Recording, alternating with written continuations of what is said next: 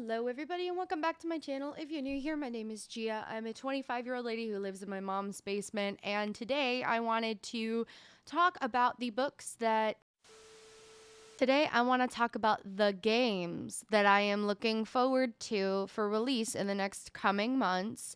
So, I started my online journey, like this current online journey, this arc of mine. I started it in January 2021 because I had gotten a new PC. My brother custom built this for me. It was my first like real computer that was all mine, and I had it custom built for gaming purposes. But I decided to start streaming because I wanted to meet new people. I was in the still in the pandemic. So I started streaming on Twitch, and I started with the intention of playing all the games I never got to as a kid, which is still something that I hold near and dear to my heart. But as I kind of diversify my content into reading books and doing booktube content, I find myself growing further and further away from my initial Twitch journey.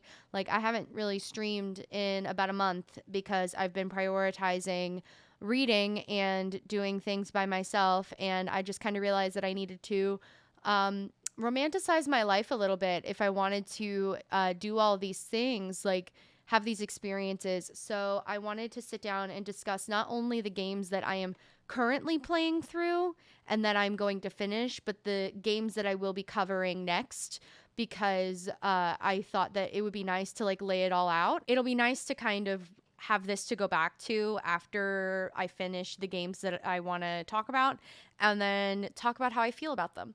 So right now we are about 85% of the way through Spiritfarer. This game has made me laugh. It has made me cry. I will sob like a baby when it's over. But I've been prolonging finishing it because I played so much of it for a while. I think we started it in June or July. I played so much Spiritfarer that I had so many VODs to re-upload to YouTube. We do a VOD upload every Wednesday. That I had so many that I just went ahead and decided to put it on pause so that we didn't like I wasn't doing just constant Spiritfarer playthroughs. I wanted to do like different games in between.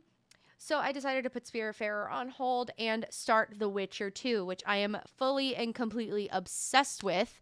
The first Witcher game was a 5-star game for me. I loved every second of it. It actually took me a long time to finish it because I didn't want it to be over. I love The Witcher. I love the Netflix show. Admittedly, I have only seen the show and I have not read the books. I do plan to rectify that.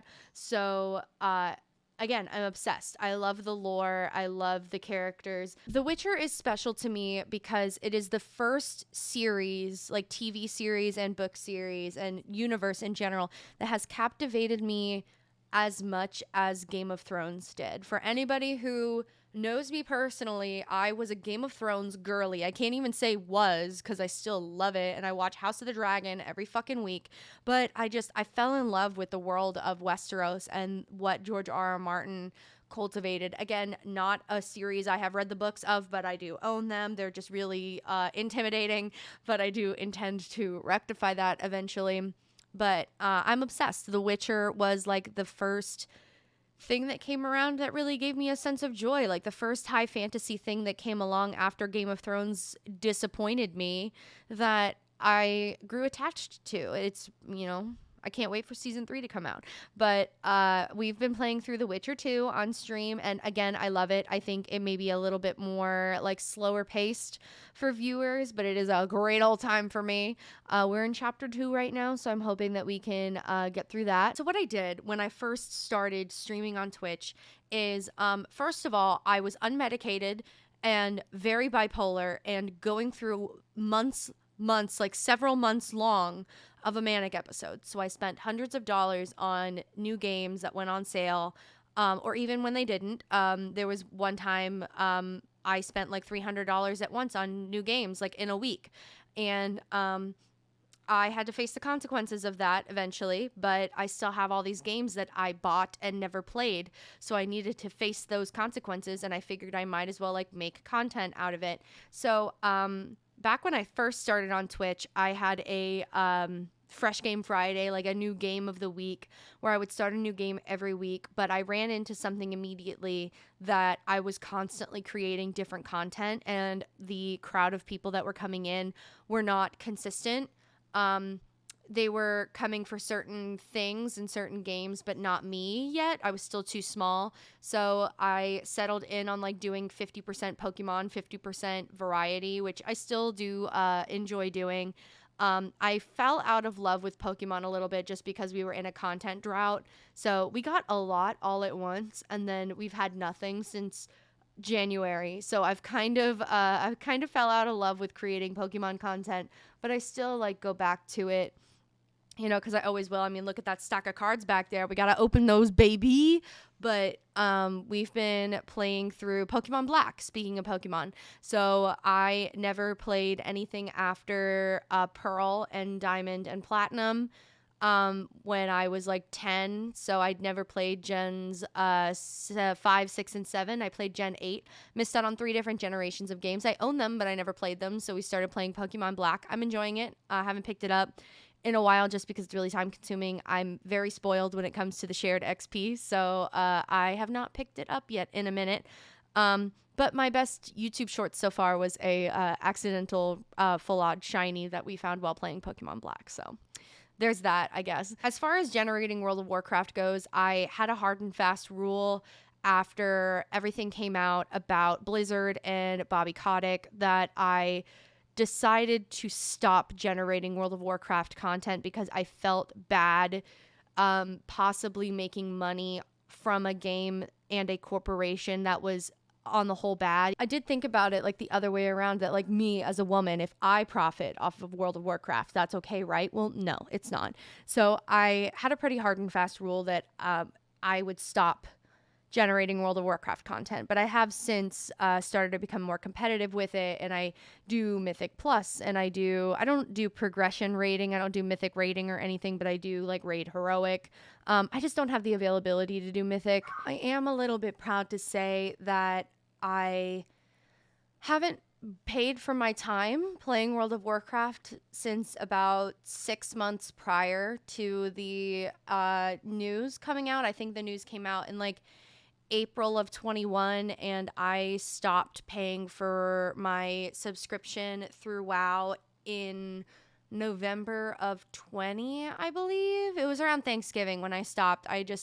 I started using WoW tokens to pay for my time, and I've been using gold to pay for my WoW time ever since, minus one time where I forgot that my billing date was coming. That was the one time I forgot. Basically, I play the game enough that it pays for itself. But anyway, I have considered revisiting generating World of Warcraft content just because I mean, I love it. I love it. I've started to dip my toes into the community, mostly the girls and gays side of World of Warcraft. All of this to say, I used to do a Fresh Game Friday every week, but I ran into like having too many games to play all at once, and nobody was really coming around to spend time with me when I would play like a lesser known game versus Pokemon, so I stopped doing that.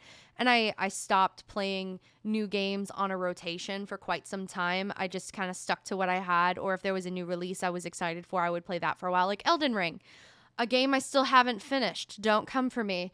So there's that. So instead, over the last few months, I have implemented a new system where instead of doing one game a week, I started to do one game a month. I have a list back here.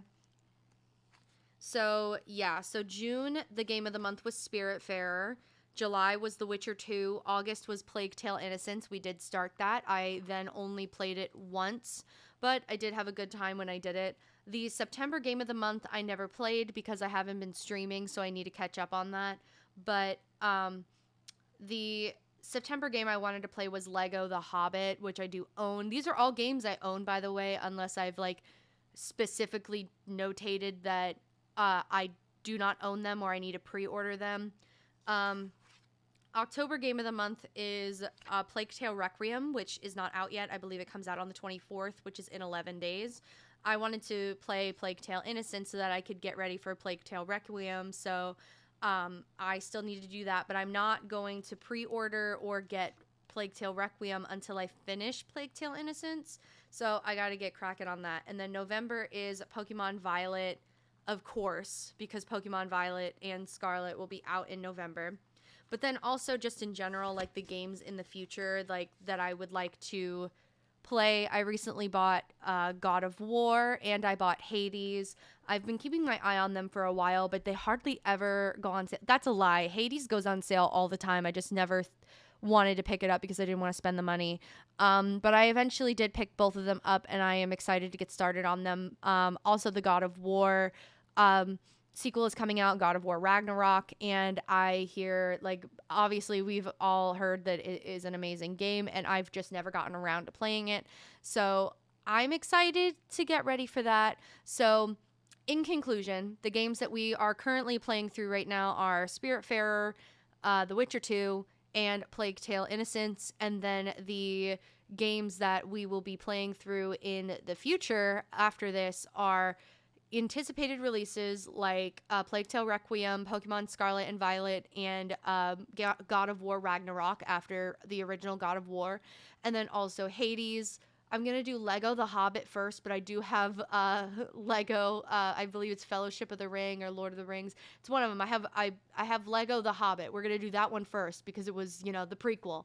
So that, and we'll do The Witcher 3 after that probably. So I'm excited. I'm trying to make this video to generate excitement, not just with the audience, but with myself. I find myself in a position where I am not wanting to go live anymore just because I am enjoying making pre-recorded content more. And because my original content and my original audience was from live streaming, I feel as though it's only right to continue and, like, not stick it out, but like re-fall in love with it and remember why I loved doing it so much and do both because I can. Anyways, a little bit shorter of a video today, a little bit different than what we've been discussing. I just wanted to take a moment to do this a little bit like self-indulgent video to again, like, help me re-fall in love with gaming and live streaming content, but also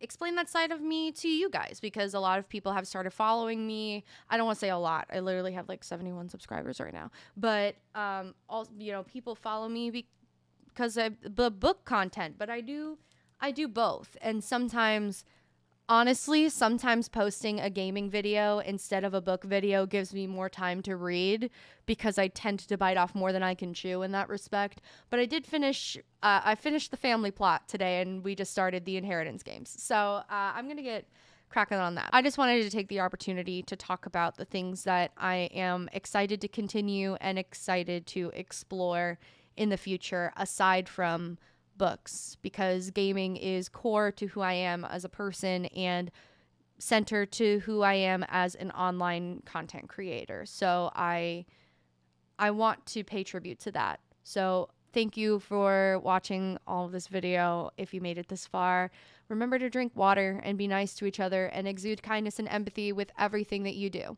And I will see you guys next week. Bye.